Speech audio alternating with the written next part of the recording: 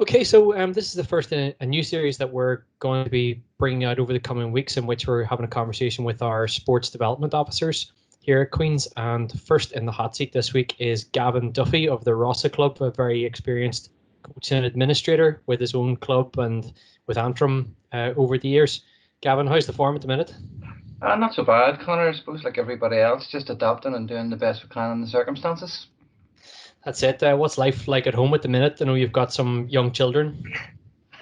Yeah. Look, it's everybody's finding their challenges with it. I suppose I'm lucky in one sense that my three children are all in around the same age, so they're good company for each other. So from that point of view, it makes it easier in some aspects. And then when they're fighting with each other, so like everybody else, you have to sort of step in and be the peacemaker. Sister, you're a referee on top of everything else at Yeah, the minute, yeah. yeah. You can add that to the list, that's for sure. Well, I suppose it's been a very sudden change, probably a little bit different for Gaelic Games at Queen's insofar as the season was largely ended whenever the lockdown came about. I suppose you were probably glad of the respite in one sense. I suppose there'd be a lot of people out there who would be wondering, I suppose, what the role of a sports development officer entails at university level. And maybe people, especially in the GAA, would have some very fanciful notions about what goes on behind the scenes. Maybe you would enlighten us as to what your kind of daily bread is in the role as Gaelic Games Development Officer. Yeah, of course. Well, look, the priority, I suppose, is to make sure that we at Queen's provide Gaelic games at all levels for the students who are part of our makeup and part of our campus. That entails making sure that the club is working with the student volunteers who man the clubs and making sure the clubs are run right and making sure that everything that is required is there for them in regards to support, equipment, whatever they feel is needed to make the club sort of function properly.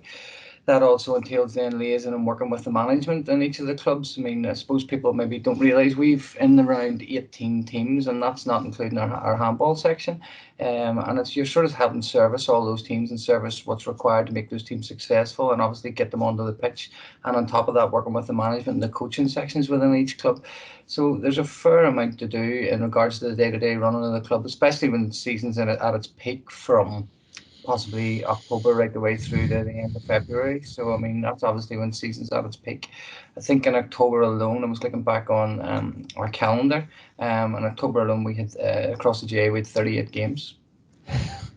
It's pretty breathtaking, isn't it? Like it's an ordinary club's entire season condensed into a month. Yeah, yeah. So you mentioned that we have somewhere in and around 18 outfits that are going out week on week, and especially in the first semester when league competitions are happening. What are the differences in levels, and maybe you could just outline the kind of breadth of the competitions that we participate in? Well, I suppose if you were to look at the clubs on an individual basis, we obviously have our hurling, camogie, Gaelic football, and Gaelic football and handball, obviously slightly different to that.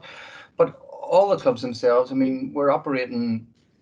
Our footballers, for example, are operating in the Ryan Cup, which is the league competition before Christmas at Division One of that. Our ladies footballers are operating the same in Division One of that, and our hurlers and our camoes be operating at Division Two. But at any one time, I think be traveling anywhere in Ireland, as you know. So we could have on a Wednesday, for example, we could have four teams on buses going somewhere from Dublin in around Galway. We've had that continuously throughout the year. So on a Wednesday, the PEC can be a fairly busy spot, and around lunchtime when you've buses coming and going, and our students going all around the country to play Gaelic games. I mean, you have an example there last year. One Wednesday evening, our hurlers were in Strad Valley and Laois. Our senior footballers were in playing in Meath, and our Camoes were in Dublin, all in the one evening. Yeah, the scale of it compared to an ordinary club side is, as I say, it's pretty vast, and I suppose only comparable to the county game in that way. Obviously, you have a lot of experience yourself at county level. How does it compare for you? Well, yeah, look, I mean, from a logistical point of view and an administration point of view, there's no doubt about it. There's a fair bit of work to do. I wouldn't say it's as domineering as running a county would be for a county secretary, but yeah, there's a lot of similarities. it's all branches of association. You're trying to do your best with what you have, and you're trying to provide meaningful, and that's the main thing. We're trying to provide games and an outlet for our students to represent our college, and they enjoy the experience. And I think that's something that we do as a whole in Queens very, very well. Across sport, we cater for all our students at all levels, and we try to make it as enjoyable as possible. Yeah, and I suppose one of the unique things about the setup in Queens is the power is not perhaps the right word, but the responsibility which is laid at the door of the student club committees. Can you tell us a little bit about how you interact with those committees and how those are formed? Yeah, well, I think we're very, very lucky. We student volunteers or student committees, and we have very, very committed young people to our clubs. I mean, I'm very, very lucky within the GAA. I have some fantastic committees I work with who are led by fantastic students. They're very, very committed to our club. They're very, very committed to the benefit of all the members of the club, and they take a very, very active role. I mean, I would be continuously talking to the chairs of our clubs. We have set up the GAA Hub, which is something specifically unique to the chairs of our clubs. We have interaction. They work very, very well, whether it be fundraising or just helping out our advice. The 5 chairs of the clubs lean each other a fair bit, and that makes my job a lot easier because there is such a good interaction within the 5 aspects of our GAA club. Yeah, I suppose this might be a good jumping off point to dive into some of the activity which has gone on this season so far. I don't know which of the clubs to start with, but being a hurling man yourself, maybe that would be a good place to start with the hurling and camogie, which I know you've put a big focus on this year. Yeah. And maybe you chat about some of the progress or how some of the competitions went.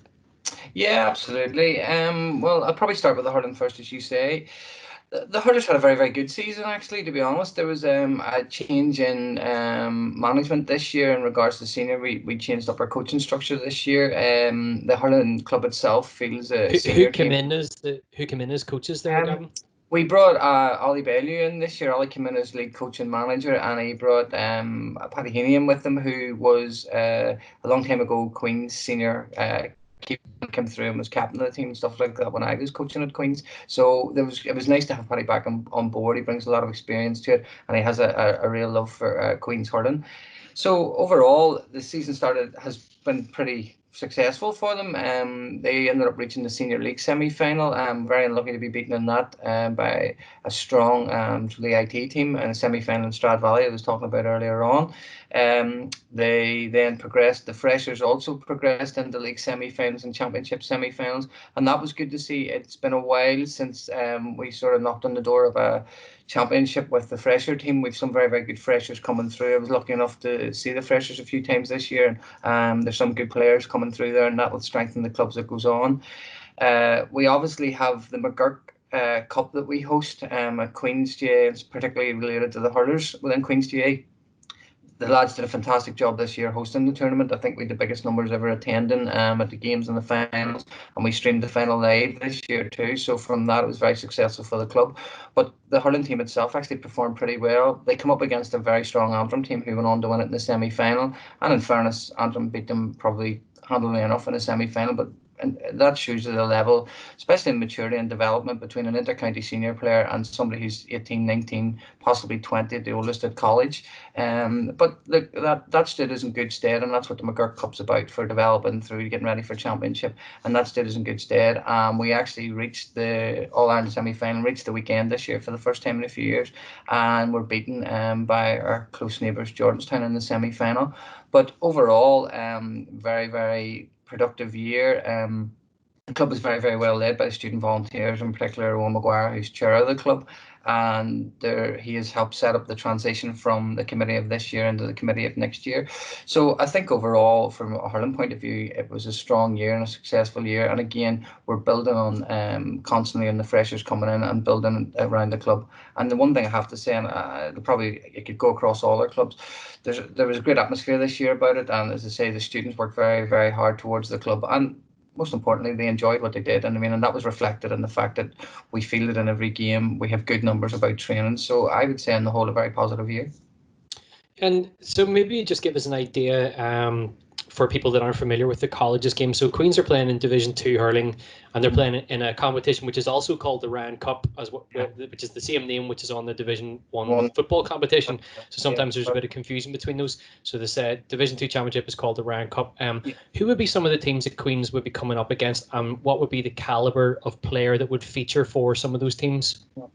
Well, I mean, I'll just give you an example. At the weekend, you had people like Ronan Maher, the current Tipperary and All-Star centre half back, playing for the Guards. The Guards were one of the teams in the semi-final, actually went on to the final.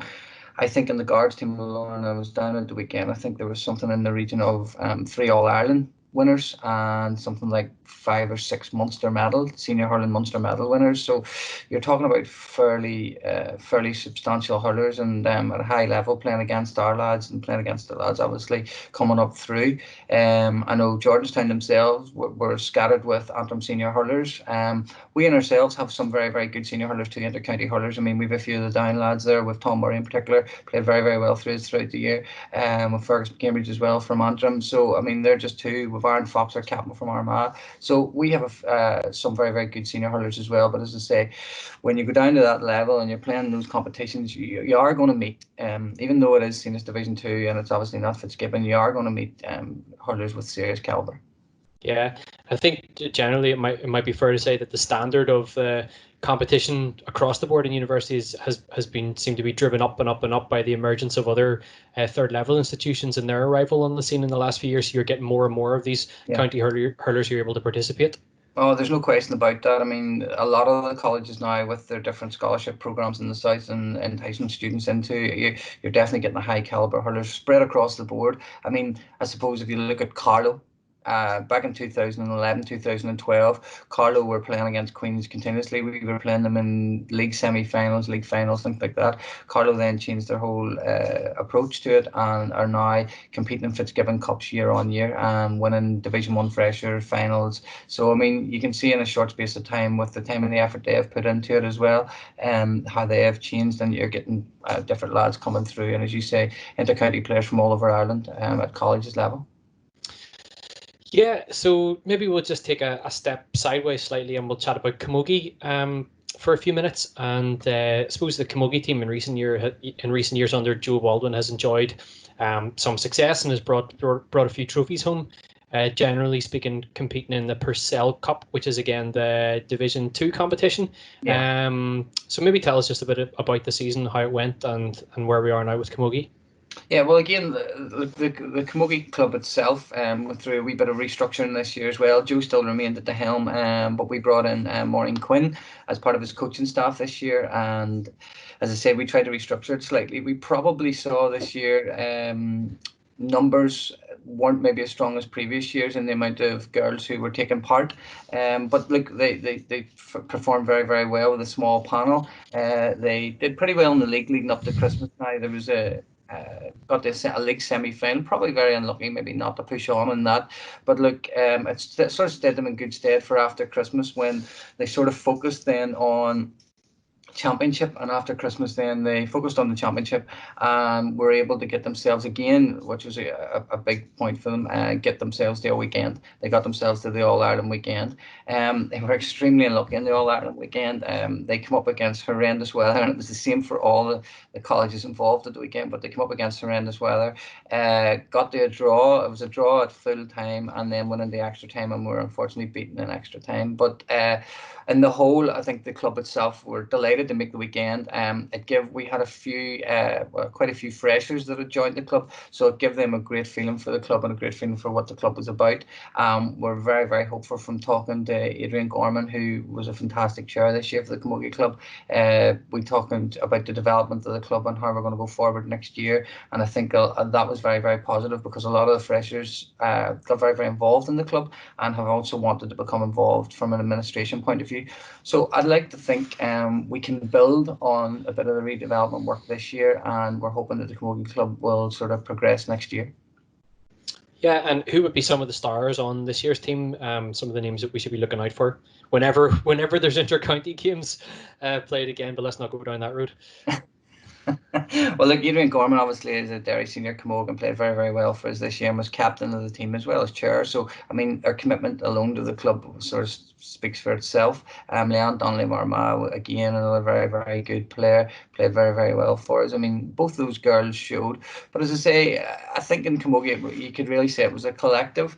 Um, they worked extremely hard, as I say, with a smaller numbers within the club. They worked extremely hard to develop players, and I know the coaching staff worked extremely hard with them too. And you would just hope that you could see the benefits a wee bit more of that next year. I mean, I know the girls were very, very disappointed and hard ended, especially getting beaten so narrowly in extra time. But overall, I think the reality was that it was going to be a tough year for us. We did very well where we were, and I'm very hopeful, as I say, that we build on that. Yeah, and you mentioned there in reference to both hurling and camogie the value of the hallowed weekend within university sports. So it's different than all the other arms of the association as far as that our finals in most of the sports and across most of the levels still take place over a weekend, which is hosted by one university or other. Um, Tell us a little bit about the excitement that generates within the playing group, and maybe some of the background headaches that also entails for Yeah. a development officer. Yeah, well, look, there's no doubt about it. It's the holy grail. Everybody loves to be at the weekend if it's still within the sport. I mean, whether it be the hurling weekend or the camogie weekend as it was this year, the teams, they drive to get there. I mean, everybody wants to reach those semi-finals, be part of it. It's a festival. It's a festival of Gaelic games, a festival of sport within third level. We were very lucky in hurling and camogie. Both clubs reached it this year. The lead up to it can be pretty difficult in that you may just qualify on the sometimes because of weather or what may happen. You may just qualify and find that you've qualified on the Monday and you have to be in, for example, the Camogues this year, you have to be in Waterford for the Friday. So there's a lot of pre-planning and hoping things go to plan. Let's say you're sort of taking a chance. You're you're provisionally booking hotels. You're provisionally booking buses, just on the hope that in that last game you get over the line because you can't leave it too late, or there are no hotels, or you're the closest hotel you can get because there's maybe 6 or 7 teams to do again. The closest hotel you can get is maybe 30 miles away, which defeats the purpose of going there half the time in the first place. So we were lucky this year. We were quietly confident when we got to the final round of games, or final 2 rounds of games. We were quietly confident in the ability in both squads, and I suppose you could say we took a chance and we provisionally booked our hotel and our meals and our buses and all the things, all the logistics that are required to go to a weekend. It's not just as easy as putting 30 or 40 players on a bus and hoping for the best. I mean, there's a fair bit to do. And then obviously you have to take into account that the semi-finals are played on either the Friday or the Saturday, and then the finals played the following day, whatever way it might fall. So you're hoping for the best every time. So you're booking that you can sort of accommodate that and reach a final and things like that. So unfortunately, in both cases, we didn't reach the final this year. But again, the students love the weekend. They love being part of it. I think it's a huge part of the experience. I think especially if you're a fresher and you're lucky enough to be maybe part of a panel and you're part of an extended panel and you get down to it. I really think it gives people a feel for what it's part of, and it drives them on to maybe push and go back next year and try and go one better. And I know from speaking to the two clubs that they sort of review at the end of the year, both clubs will be very keen to try and push on to the next level and get to the weekend again next year. Yeah, great to hear. So probably just transition and talk about football now, and maybe start with a team which got very close to making their weekend, which is the women's footballers, Yeah, who were beaten in I suppose the group stages, but really fell short by a single point. point. Yeah. So I suppose I was involved with that team this year as well, but Yeah, not to put you on the spot, but what were your experiences of the women's football team this year, and maybe you give us yeah. a review of the season? I could, and I mean, yourself and the rest of the coaching team did a fantastic job with it. I mean, headed up by Mark Dorn. I mean, there's no doubt about it. We have a very, very strong ladies football program. There's no question about that. I mean, if you look at it in general terms, with huge numbers, and I mean, you could speak better than me, Conor, with huge numbers at the start of the year. I think there was at the start of the year talking over 70 players we were accommodating, which in Mm-hmm. itself shows the strength of the club. The fact that we're accommodating that amount of students coming through our doors, we're providing football for them. We're very, very lucky that both our teams, our firsts and our seconds, are extremely strong. I mean, our seconds were league champions. Played extremely well in the league, as you were very much part of that coaching of that team. Extremely well in the league, went on to win that competition, and then after Christmas went into the championship, and again reached the semi-final of the championship. And I mean, I was lucky enough to be at the game. Maybe it wasn't their best game all year, but I mean, the girls were very, very committed, played very, very well, and you can see there's a lot of players within that panel. Hopefully, it'll transition into the first as the year goes on. This year coming goes on. At first, obviously, again, played very, very well in the league. A couple of girls were out injured in the early stages of the league, which gave us a fair bit of hope going forward in the championship. Again, come championship, we played very, very well. And as you said, it was sort of heartbreaking. We were within a point of reaching the All-Ireland weekend. And it's something I think within the club we believe that we will achieve. We hope to achieve it this year. But we have some fantastic players within our ladies football, some extremely dedicated players to Queen's football, to Queen's ladies football. And I think we have the coaching structure in place and the structure within the club in place that we will drive on, and I have big hopes for our ladies football programme next year. Yeah, I think probably over the last decade it's been the strongest arm of our offering in GAA. Like we've won an O'Connor Cup and we were beaten in another final and made the weekend last year. Right. Of course, there's a couple of real powerhouses in that game in UL in particular, and then the Dublin colleges, DCU and UCD are very strong year on year. I suppose like it kind of creates an interesting question around general recruitment for us in Queens, in that the vast majority of our players all come from within Ulster.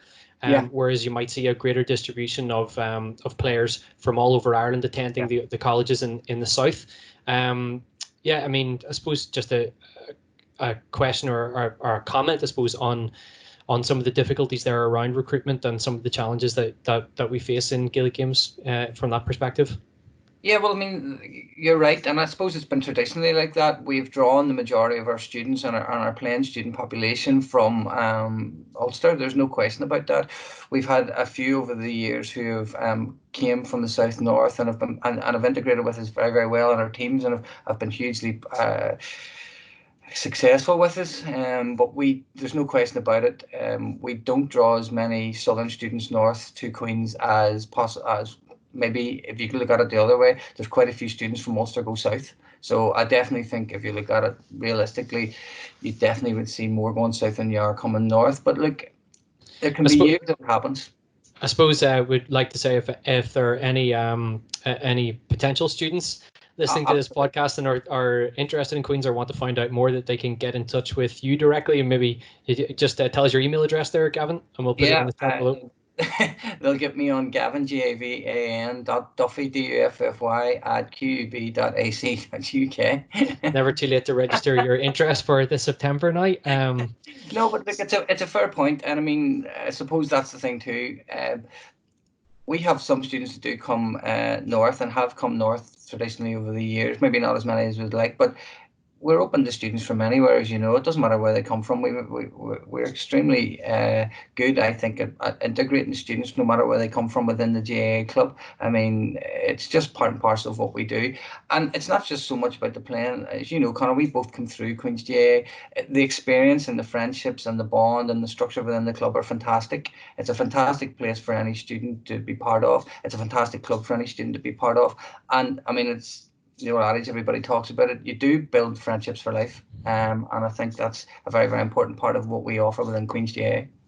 Yeah, there's something about that time-limited nature of Gaelic Games within university context, where for a lot of people it's 3 years, maybe 4 years. I'll not say how many years I was a student for at Queen's because it was too many more than most, but and that does help to create a bond. And for example, chatting there recently, Gavin, about the 1968 Sigerson Cup winning team, I think it is, who meet monthly in Mahara for lunch. One of the teams that Sean O'Neill was involved in, and I'm sure you're in touch with a lot of your old classmates and club mates here from Queen's too.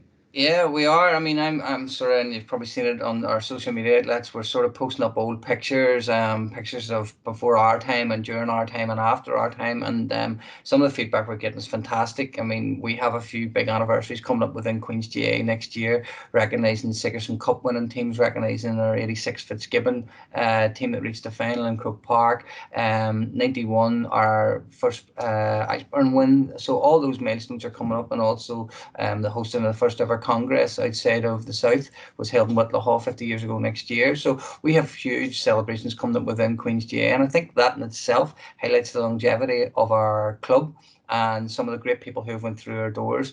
And it's strange, but you're still in touch with the people. And again, they come from different counties and different clubs. But when you come together and you get chatting about your time at university and playing at university, there's no doubt about it. It brings out a special bond. And I suppose this year, especially within the role, I've seen that, especially within our alumni associations. I've been to a few gatherings within our alumni, GA alumni associations. And when you get some of these people in the room who maybe haven't been part of a Queen's team in 30, 40 years, it's like only yesterday they were playing when you hear the stories and the passion that they talk about and the friendships. And more often than not, the stories about off the field are more exciting than the stories about on the field. And I think that's the important part of it. To say it comes back to the overall student experience that we offer. So I suppose we'll maybe just go back on the field for the last bit of our chat here. We'll move on and talk about men's football, which is probably the arm of our offering, which people are most familiar with, Yeah. including our very long-term association with the Sigerson Cup and having won that competition more than most other colleges. So how did things go this year with senior football with new management again? Maybe go back to Yeah. September and chat us through that. We had, yeah, early in September, Conor Deegan came in at the helm with Damien McLean. Both of them came in to help us out there as part of our new management setup and our new management structure. It was very, very positive, and it has been very, very positive throughout the year. The management has created a great atmosphere around the club. There's no question about that. We have good numbers. We feel, I suppose, and this is something that maybe people don't realise either. In men's football, we have 6 teams. We offer 3 fresher teams and we offer 3 senior teams. So we cater for an awful lot of guys and give them the chance to play Gaelic football at Queen's. And as I say, that all falls under the remit. We also then within this, and I suppose I'm better talking about the senior football first, as I say, our Sigerson team playing a Ryan Cup before Christmas under, as I say, Conor and Damien's tutelage. Um, find it getting our players, and I suppose all colleges are finding this difficult too. The players have so many draws now across all colleges and across all sport. Sometimes it's difficult to get everybody together. And we found that early in the year, sometimes lads were hurt from maybe starting back with clubs was extended into an All Ireland campaign, and maybe we're losing a few lads through that. And then obviously you have intercounty starting up maybe now pre-Christmas as well. So you're sort of trying to balance it, and the players are under pressure to try and balance that. But like with a fairly successful Ryan Cup, defeated Jordanstown, defeated St Mary's defeated us in the Ryan Cup. It left us in coming out of the group then. And we went on and met a very, very strong Galway side. Now, obviously, difficult conditions for us, but like a strong Galway side, we were defeated in that. But we were happy enough with the campaign overall from what was available to us. We created a good bond, as I said. The lads were working very, very hard. And then we went into our Sigerson Cup campaign after Christmas. Um, Started off very, very well for us. I mean, you and I were there that day at the Dub when we had our first Sigerson Cup victory, I think, in 7 years. When we beat TUD, lads played fantastic football. We're very, very together. Really good day for us overall. But then obviously we progressed on to meet DCU, the favourites for the competition, and it was sort of the perfect storm for DCU. DCU had sort of come off a narrow victory against the Guards. The pressure was on them. I mean, I think people need to realise DCU basically from 1 to 15 are inter-county senior footballers. They've currently 4 of the Dublin senior starting team playing for them when they played us. I mean, they're a fantastic outfit. There's no doubt about that. And it just wasn't to be for us. Everything that could go wrong went wrong for us on the day. And obviously, we didn't get the result we were looking for. But overall, I mean, I still believe that this year was a positive year. We had a new management in. I think they've built a great rapport within the club. Again, the club is led by Mark Doyle, who was part of that setup as well. Great chairman for the club, very, very dedicated to Queen's University, very, very Absolutely. dedicated to very, very dedicated to Queen's football. Great lad to work with. And always wants the best for the club, as do the rest of the committee. But we, again, I believe overall in the year, it was a good start for us. We have some very, very good players. We have a great atmosphere within the club. And I do think, as strange as it sounds, I think we have a good foundation for next year and moving forward. Um, Yeah, and just an interesting point you raised there about the kind of standard of the DCU team and of all the teams that are in the yeah. Sigerson Cup. There's no weak teams in that competition at all. Oh, And probably if you took the top 3 or 4, let's say, teams that enter the Sigerson Cup, they're probably overall, if you could play a bit of fantasy football, overall within the top 10 teams in Ireland, all said, including intercounty teams and top club sides. And that DCU team that day was pretty scary. I know you said 1 to 15 intercounty players, but probably 1 to 30 as well. well, yeah, I mean, we were there, both of us there, and some of the subs that they were able to use that day are all intercounty footballers within their own right. But look, as I say, that good luck to them and well done to them and win it. They were deserved winners of the Sigerson. There's nobody can deny that. But as I say, from our own point of view, I would still be positive that there was a lot of positives come out of the year. And now I'm going to go and talk about the fresher. We've some very, very good players who are going to come in and actually boost what we're doing and bring a wee bit of strength into our panel again, because obviously a few of our students are going to move on. I know another person that's sort of going to leave us this year, Cal O'Neill, who's been a great servant to football, has come to his final year, our captain, an absolute fantastic lad. He's been a fantastic servant to Queen's GAA, and I think it would be remiss for us not to mention like Cal and the other lads who are moving on. Donald McKeever is another name that springs to mind. Yeah, Donald, another one, no doubt. He's just graduated from medicine at Queen's and out on the front line. So Donald, fair play to you. Yeah, absolutely. Again, another fantastic guy. I mean, it's probably a good time now to talk about some of the things that people do behind the scenes and our students do behind the scenes. I mean, there's the likes of Donald. Like Donald, as you say, had to sort of one of our final year medical students. But the crisis that it is, Donald was one of those that were into the front line helping out. But at the same time, Donald's still working behind the scenes. Like Donald's in charge of our injury prevention program and helps out, as you well know, with filling in forms, making sure the students who are hurt, making sure with myself, working with them to make sure they're covered for injury, they're covered through insurance. Donald does all that behind the scenes. Another part of our committees that maybe people on the outside don't realise, we are very, very much student-led, and the development of the students through the club is very, very important, not just from a playing point of view, but an administration point of view. I think we have a structure in place that allows that, and the students fully embrace that. And without them, like our clubs wouldn't function. So you say obviously then some people moving on, but probably a pretty exciting fresher team this year, on the back of another exciting one from the year before.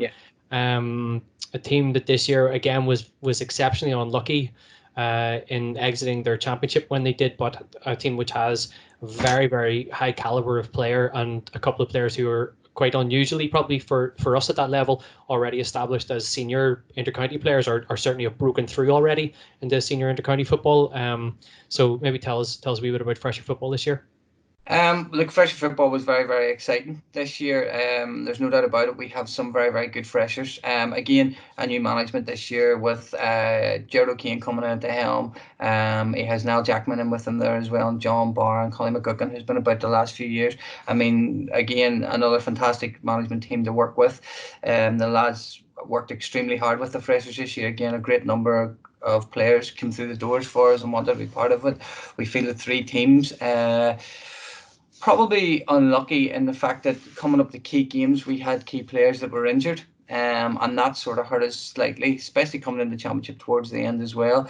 But overall, I would be very, very pleased with the development process this year with the freshers. I've seen a lot of them come through from the start of the year to the end of the year, and I felt they played some fantastic football. And I would be excited about those lads moving forward into Sigerson. The Sigerson team, I think there's a good grounding for them. They've come through a very, very good programme within the fresher football setup, and hopefully the 5 or 6 or 7 or 8 or 9 or 10, whatever we get through, hopefully we will get as many through as that, joining into the Sigerson panel, I think will do nothing but strengthen us. Maybe we would just name check a few of those players. Obviously, we don't want to leave anybody out, but no, I suppose place to start is we have an EAP, elite athlete this year, Matthew Murnahan from Tyrone, who was part of the under-20 team, which won the Ulster Championship and has also played senior football already for Tyrone. That's right. I mean, Matty is one of our fresher footballers. He is on our EAP program.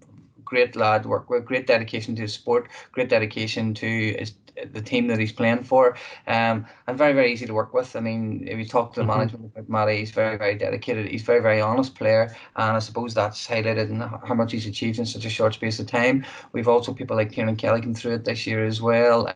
Again, another that worked very, very hard for us. We have one of the Antrim lads there, Conor Bohol, as well, who actually is a duo player for us and was very, very unlucky. And as I say, that was one of the things as well. Conor was unlucky, he broke his arm during the McGurk Cup playing hurling and then lost out and playing the rest of the fresher football season. So the likes of that, we have Shane McGullion there from Fermanagh as well, who wasn't available to us in the championship, which ultimately probably was difficult for us because Shane's a very, very good footballer. But again, we have all these lads coming through, and I mean, I could keep going on. There's so many talented fresher footballers coming through the ranks, and I don't want anybody to think I've missed anyone. But we're time limited. I could talk about them all day. But as I say, I'm very, very happy with the fresher football panel. They give a lot this year to the club, and they will give a real fresh injection into the setup of the Sigerson next year. And I think it's something that we can look forward to. Yeah, let's hope so. Gavin, I think that was a pretty thorough examination in 30 minutes of what's going on. But if you have any more to add, go ahead. Yeah, I think I would like to chat probably Conor about our handball setup this year. I mean, it's their smallest. Yeah, it's our smallest GAA club, but I mean the work being done in our handball club is fantastic. I mean, it's chaired by Peter McCreesh, and like Peter's a great guy, very, very committed to his sport, very, very committed to Queen's handball.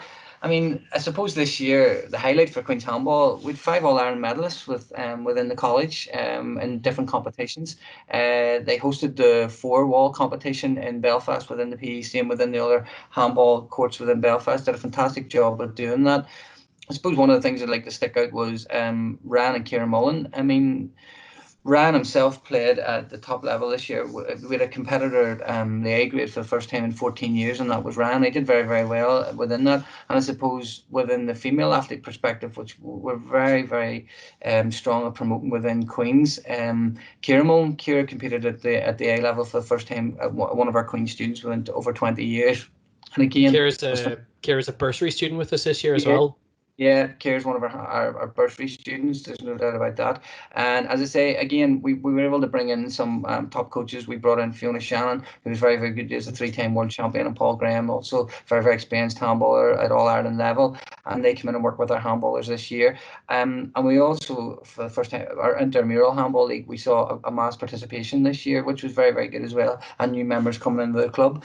So, I mean, across all fronts, I suppose, in summing up, I believe that we have a very, very strong ethos within the club.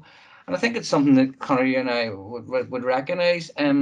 Our approach is about supporting our students throughout their time in Queen's. And it's not just our playing students through our bursaries and what we offer, but our administrative students as well, who are extremely important to our clubs. And we're very much focused, and I believe we're very good at this, we're very much focused on trying to help them realise their potential. And in a lot of cases, their best, maximising their potential, will be long after they left college, whether it be inter-county careers or from an administration point of view, can on to be full-time administrators within the GAA. But I think it's something that we're proud of. It's something that we strive very, very hard to do, to try and help them realise their potential within Queen's and build on that potential as they leave Queen's.